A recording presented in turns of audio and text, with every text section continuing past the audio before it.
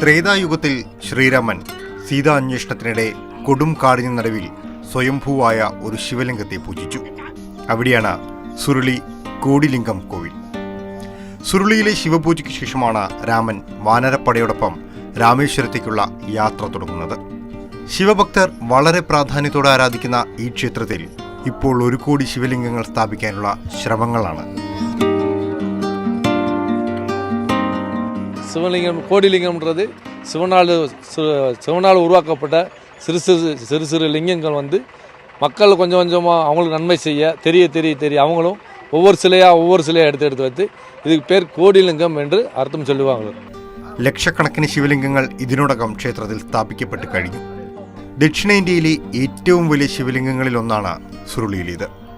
ശിവനോടൊപ്പം നന്ദികേശനും ക്ഷേത്രത്തിൽ തുല്യ പ്രാധാന്യമുണ്ട്.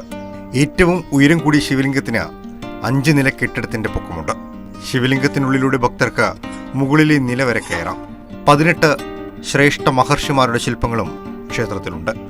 കമ്പത്തെ മുന്തിരിപ്പാടങ്ങൾക്ക് നടുവിൽ ഉയർന്നു നിൽക്കുന്ന ഈ ശിവക്ഷേത്രം സന്ദർശകരിൽ ഭക്തിക്കൊപ്പം കൗതുകവും ഉണർത്തും. മാതൃഭൂമി ന്യൂസ്, കുമളി. നന്ദുഷയുണ്ട്. അപ്പം ഗുഡ് മോർണിംഗ്, ഹോളി ആശംസകൾ നന്ദുഷ. ഈ അതിമനോഹരമായൊരു സ്ഥലമായിട്ടാണ് എനിക്ക് തോന്നുന്നത്. ഈ സ്ഥലത്തിനെ കുറിച്ച് കൂടുതൽ അറിയാൻ എനിക്കും നമ്മുടെ പ്രേക്ഷകർക്കും താല്പര്യമുണ്ട് നന്ദുഷ. മോത്തി, നമ്മുടെ കേരള അതിർത്തിയിൽ നിന്ന് ഒരുപാടൊന്നും പോകണ്ടാത്ത ഒരു സ്ഥലമാണ് ഈ ചുരുളിക്കോവിൽ എന്ന് പറയുന്നത്. നമ്മുടെ ഈ കമ്പം എന്ന് പറയുന്ന പട്ടണത്തിൻ്റെ വളരെ അടുത്തായിട്ട് കാണുന്ന ഒരു അമ്പലമാണിത്. മുന്തിരിപ്പാടങ്ങൾക്ക് നടുവിൽ ഉയർന്നു നിൽക്കുന്ന ഒരു ശിവലിംഗമുണ്ട്. ആ ശിവലിംഗത്തെ നോക്കി അങ്ങ് പോയാൽ മതി ഈ അമ്പലത്തിലേക്ക് എത്താൻ പറ്റും. അധികമൊന്നും ട്രാവൽ ചെയ്യേണ്ടി വരത്തില്ല ഈ കേരളത്തിൽ നിന്ന്. ഒരു അരമണിക്കൂർ മാത്രം എത്താൻ കഴിയുന്ന ഒരു അമ്പലമാണിത്. ഇതിൻ്റെ ഏറ്റവും വലിയ സവിശേഷത ഞാൻ ഈ പറഞ്ഞതുപോലെ തന്നെ പടുകൂറ്റൻ നന്ദികേശ പ്രതിമയും അതിലും വലിയ ഒരു ശിവലിംഗവും ഒക്കെ തന്നെയാണ്. ഒരു ഗ്രാമീണ അന്തരീക്ഷത്തിൽ മുന്തിരിപ്പാടങ്ങൾക്ക് നടുവിൽ അതോടൊപ്പം തന്നെ കാടും വെള്ളച്ചാട്ടവും ഒക്കെ ഉള്ള ഒരു പ്രദേശമാണിത് ചുരുളിക്കോവിൽ. അതോടെ ഒരു തീർത്ഥാടനം എന്നതിനുപരിയായിട്ട് ഒരുപാട് പ്രകൃതി ഭംഗിയൊക്കെ ആസ്വദിക്കാൻ കഴിയുന്ന ഒരു യാത്രയായിട്ട് നമുക്ക് ഈ ചുരുളിക്കോവിലേക്കുള്ള ഒരു യാത്രയെ കാണാൻ സാധിക്കും.